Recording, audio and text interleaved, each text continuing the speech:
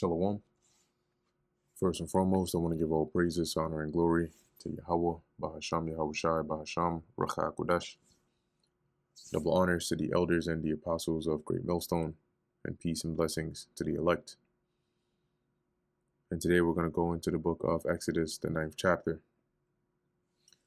Then the Lord Yahweh said unto Moses, Go in unto Pharaoh, and tell him, Thus saith the Lord Yahweh, God of the Hebrews, Let my people go, that they may serve me. So yet again, Moses is sent to go and, tell Pharaoh, the message of the Lord. For if thou refuse to let them go, and wilt hold them still, behold, the hand of the Lord Yahweh is upon thy cattle, which is in the field, upon the horses, upon the asses, upon the camels, upon the oxen, and upon the sheep. There shall be a very grievous murrain. And when you go into that, it's basically like a pestilence that affects the livestock. Let's look into that word murrain. What was that? Dabara or dabar, in the sense of destroying. Okay, pestilence, plague, cattle disease. So basically, this cattle will be smitten with this disease. And the Lord Yahweh shall sever between the cattle of Israel and the cattle of Egypt, and there shall nothing die of all that is the children's of Israel.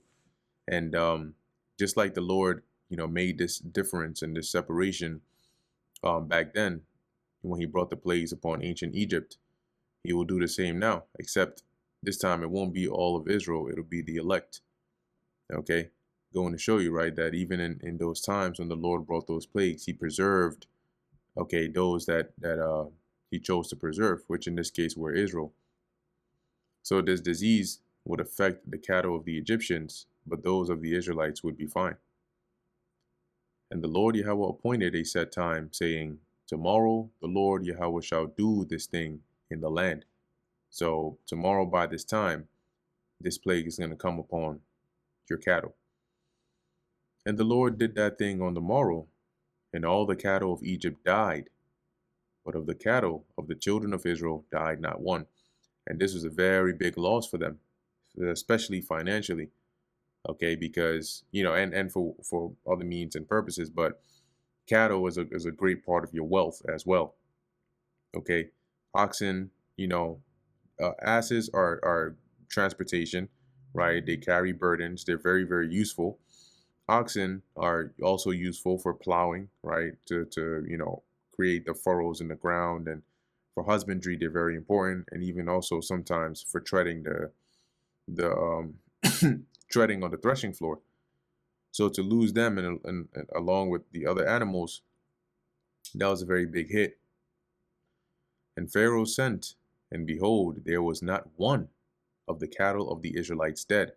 So he basically sent to go and inspect, and they found out all of the cattle of the Israelites were fine. And the heart of Pharaoh was hardened. So yet again, when he saw that, the Lord hardened his heart again, and he did not let the people go. And the Lord said unto Moses and unto Aaron, Take you handfuls of ashes of the furnace, and let Moses sprinkle it toward the heaven in the sight of Pharaoh. So basically throw it up into the air like dust. And it shall become small dust in all the land of Egypt, and shall be a boil breaking forth with blains upon man and upon beast throughout all the land of Egypt. And let's look at the word blains.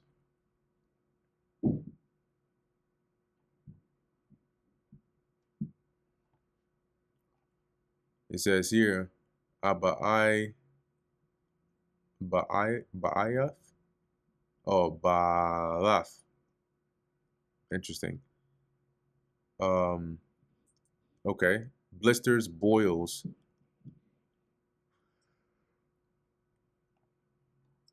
Okay. So, well, I did mention that boils breaking forth with blisters or blains, as it says, upon man. Let me look up the Strong's definition as well. Okay, it says here, an inflammatory pustule or eruption, blains. Let's look at what this is.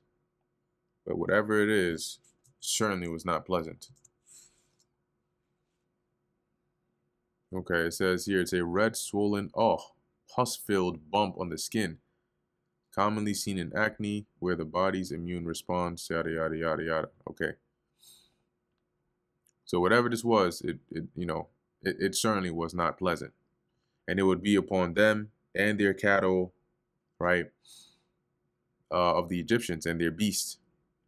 And they took, Moses and Aaron, that is, ashes of the furnace and stood before Pharaoh, and Moses sprinkled it up toward heaven, and it became a boil, breaking forth with blains upon man and upon beast. So as he sprinkled up into the air, eventually it permeated through the air, and then boils started to form on the Egyptians and their animals. And the magicians could not stand before Moses because of the boils. Whew.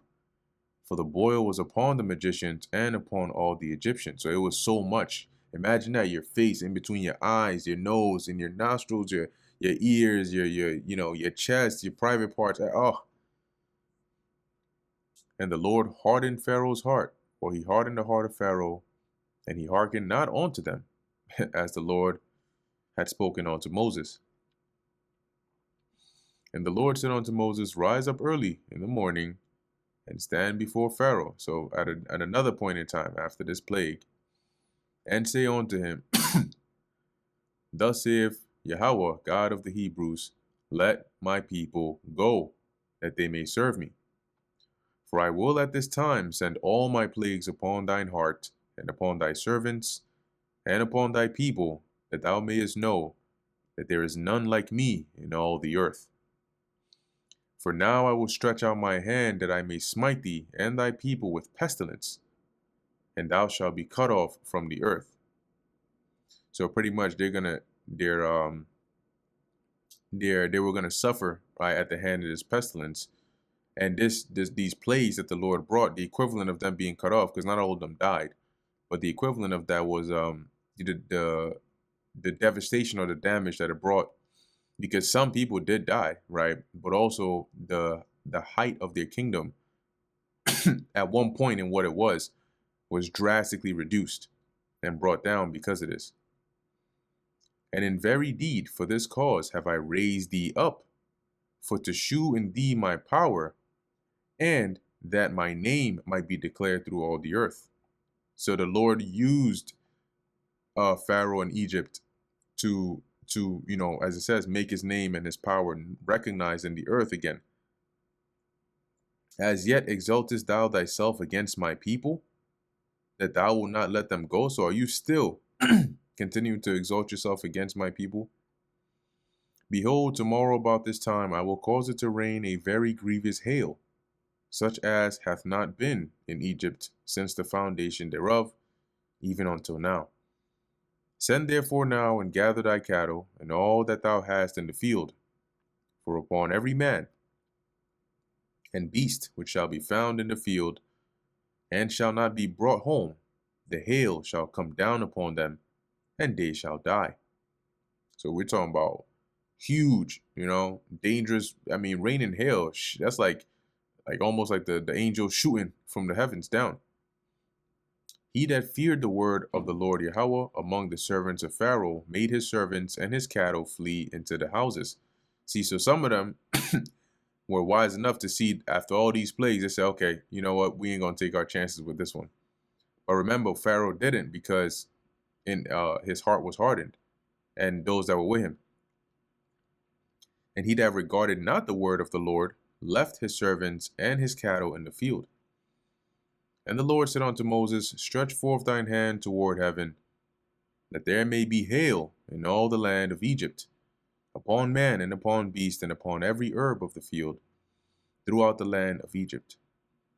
And Moses stretched forth his rod toward heaven, and the Lord Yahweh sent thunder and hail, and the fire ran along upon the ground, and the Lord rained hail upon the land of Egypt. So there was hail and fire mingled with the hail, very grievous, such as there was none like it in all the land of Egypt, since it became a nation.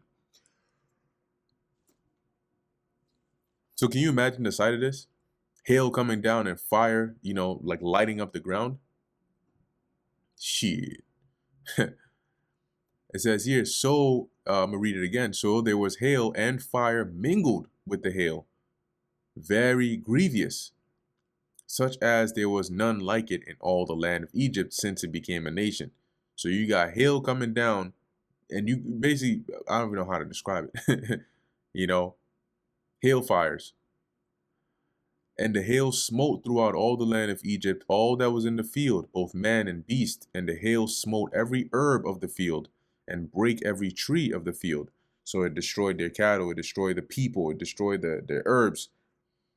Only in the land of Goshen, where the children of Israel were, there was there no hail. So they were fine. And Pharaoh sent and called for Moses and Aaron, and said unto them, I have sinned this time. The Lord Yahweh is righteous, and I and my people are wicked. Entreat the Lord, for it is enough that there be no more mighty thunderings and hail, and I will let you go, and ye shall stay no longer. So he got desperate. And Moses said unto him, As soon as I am gone out of the city, I will spread abroad my hands unto the Lord Yahweh, and the thunder shall cease. Neither shall there be any more hail, that thou mayest know how that the earth is the Lord Yahweh's. But as for thee and thy servants, I know that ye will not yet fear the Lord Yahweh. So he says, there's still more plagues to come. So I know that once this stops, your heart is going to be hardened again, and you're going to go right back to how you were before. And the flax and the barley was smitten, for the barley was in the ear, meaning it was ripe, and the flax was bold. Likewise, so let me see if they have this easier. All right, so NLT says, all the flax and barley were ruined by the hail, because the barley had formed heads and the flax was budding. But the wheat and the rye were not smitten, for they were not grown up. So because they weren't ripe, right, they hadn't grown to the point of being able to be used, they were good. And Moses went out of the city from Pharaoh, and spread abroad his hands unto the Lord Yahweh. And the thunderings and hail ceased, and the rain was not poured upon the earth. And when Pharaoh saw that the rain and the hail and the thunders were ceased, he sinned yet more, and hardened his heart, he and his servants. So once he saw, okay, everything is good now, back to square one. And the heart of Pharaoh was hardened, neither would he let the children of Israel go, as the Lord Yahweh had spoken by Moses. And that brings us to the end of Exodus, the 9th chapter. Lord willing, that was edifying to the elect. In closing, I want to give all praises, honor, and glory to Yahweh, Bahasham Yahweh Shai, Bahasham Recha Kodash. And until next time, Shalom.